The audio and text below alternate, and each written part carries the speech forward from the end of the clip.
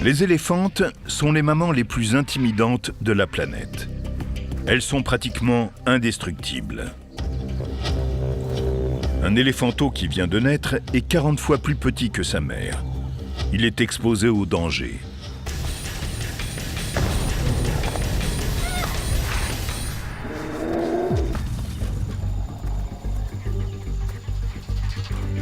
Cette matriarche de 10 ans cherche un point d'eau pour sa troupe.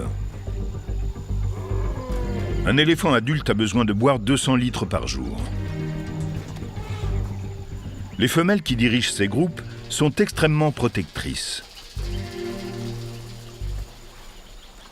Tous les adultes veillent au grain pendant que les petits s'abreuvent. Dans sa trompe, un éléphant peut aspirer des portions de 10 litres d'eau pour les porter à sa bouche. Cet appendice très versatile lui sert évidemment de nez, mais aussi de trompette et, à l'occasion, de bras élévateurs. Une trompe peut tout faire, ou presque.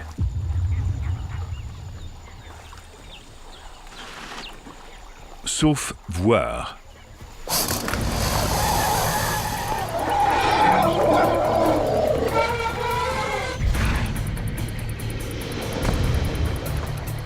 Un crocodile du Nil. Les mâles sont très territoriaux.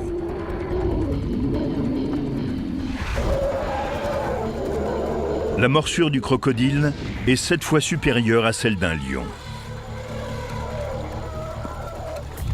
Un jeune éléphant a la peau très fine au niveau de la trompe, mais ça n'en reste pas moins une arme potentielle. 8 muscles massifs tapissent ses flancs.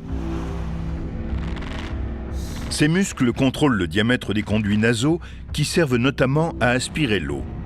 Les muscles du dessus et du dessous de la trompe permettent tous les autres mouvements. Un adulte a une trompe assez puissante pour tuer un lion d'un seul coup. La jeune éléphante a 1 tonne de crocodile pendu au nez. Si le reptile parvient à entraîner sa victime dans l'eau, il sera sur son terrain. Sous l'eau, le crocodile tue ses proies à l'aide de la technique du tonneau ou de la vrille. Il entraîne ses proies sous l'eau et enchaîne des roulades infernales, capables de démembrer un animal. Si l'éléphant perd un bout de trompe, son avenir sera sombre. La panique envahit le troupeau.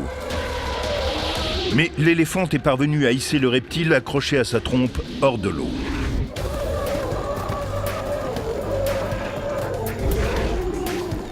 Sa mère vient à sa rescousse.